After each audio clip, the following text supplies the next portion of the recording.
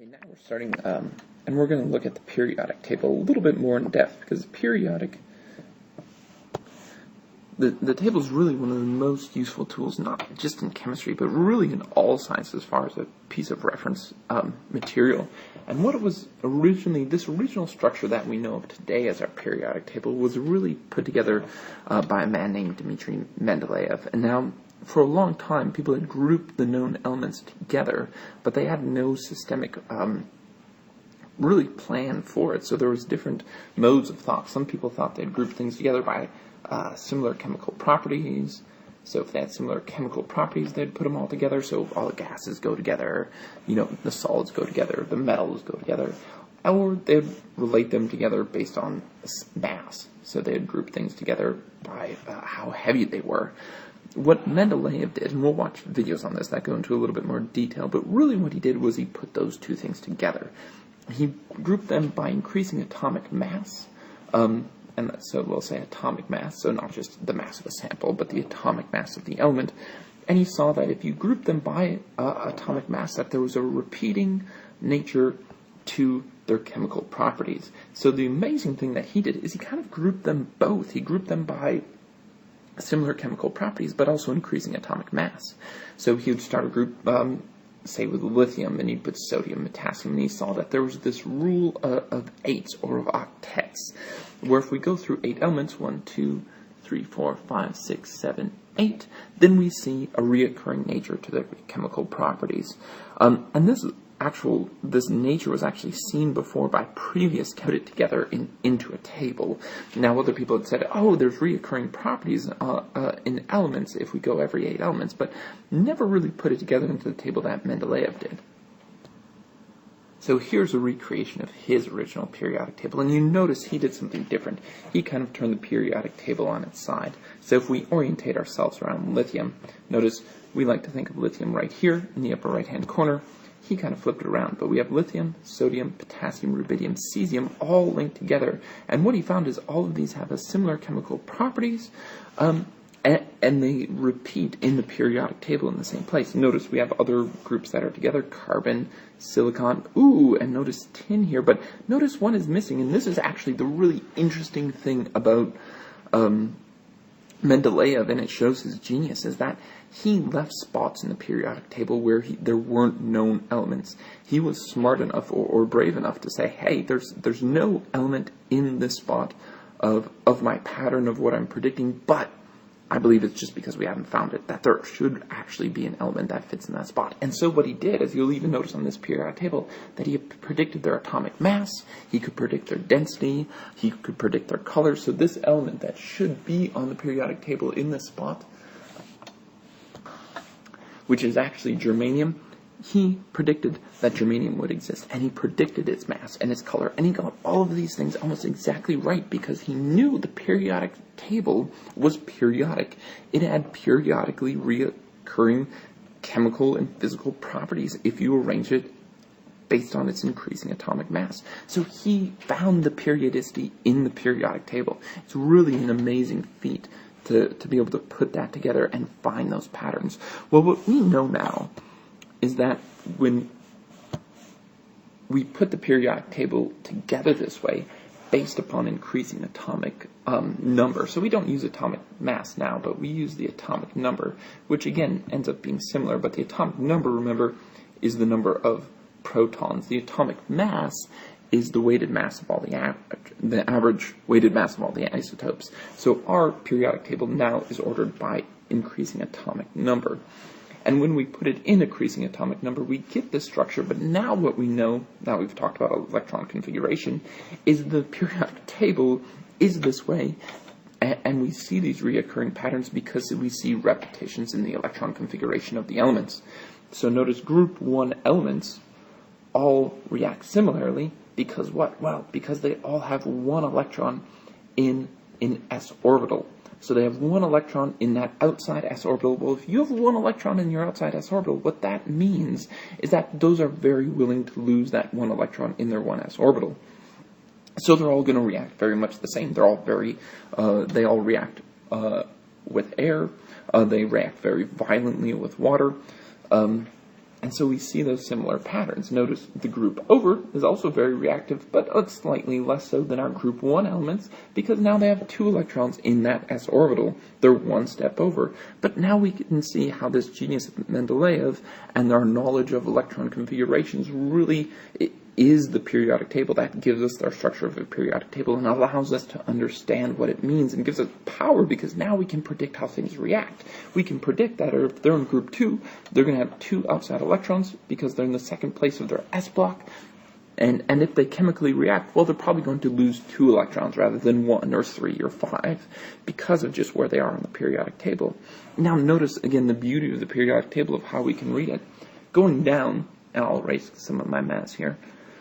Oh, okay, we'll go back to this image. So as we go down the periodic table, these 1, 2, 3, 4, 5, 6, 7, these periods down the periodic table, really what we know they are is essentially there are energy levels. This, if an element is in period 1, it has its outside electrons in the first energy level. If an element is in period 3, anywhere here in period 3, well, then we know its outside electrons are in the third energy level. It is either a 3s or over here a 3p. And again, we do have to remember that we fill our 4s electrons and then we go into our 3d. But again, we essentially consider it in our fourth energy level. So notice what this allows us to do. These are our periods, by the way. These are our energy levels. That they don't necessarily, our elements don't necessarily have any relation if they're in the same period, except that their electrons are, their outside electrons are in the same energy level. What we more focus on is our groups. Our groups are group 1, 2, 3, 4, 5. I'm missing one here. This is actually a misdrawn periodic table. There should be 6, 7, and then 8 for noble gases. So whoever, I'm sorry, I didn't put this together. I probably should have checked it before I planned to use it. But what we do is we go 1, 2, 3, 4, 5, 6, 7, 8, or sometimes that's called group 0, group 8, or group 0, but that is also the number of outside electrons that they have in their valence shell. They have 1 outside electrons, a s electron, 2 outside electrons, and then 3, 4, 5, 6, 7, and 8. These electrons are all, again, in the p block, in that outside shell. But again, that tells us how they're going to react, because as they get closer and closer to having 8 electrons, having a full s and p electrons, well, they get, they want electrons more. So things that are on this side, our non-metal side of the periodic table, tend to form negative ions, right? Because they want to gain electrons to get 8 electrons. Things on this side that have 1 or 2, they tend to lose and form positive cation ions, because that is the closer way to get to a full octet. But any time they bond, that is the plan.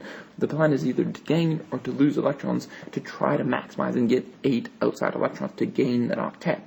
Now, again, what we mean is because these things have similar numbers of electrons in their outside orbit, they react similarly. So things that, again, have 2 electrons in the outside tend to all behave the same. And we give names to these groups. So these groups, our main groups on the periodic table that we want to know about, are, again, in group 1, are called our alkaline metals, and we'll go into specifics of their reactivity a little bit later. 2 is our alkaline earth metals. Notice we skip a few groups here, not because they're not important, but just because they don't have special names. So this is just our boron group, because boron is the first element in it, followed by carbon, nitrogen, and oxygen. So those are just called the carbon group, the nitrogen group, the oxygen group.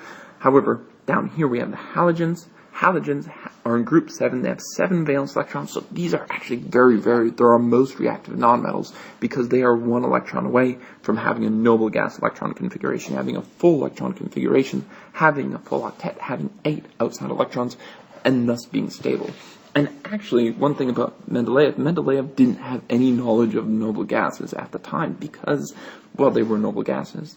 And when things don't react, you don't really notice them. So the quiet kid in the back of the class who never says anything, you kind of forget he's there because he doesn't react with anything. But the bad kid that's always throwing spitballs or texting on his phone or stealing your phone or your lunch money, that's the kid you notice. So you notice the halogens. So he knew all about the halogens because they're very reactive. Didn't know much about the noble gases, but kind of predicted that they would be there. And later they were added in.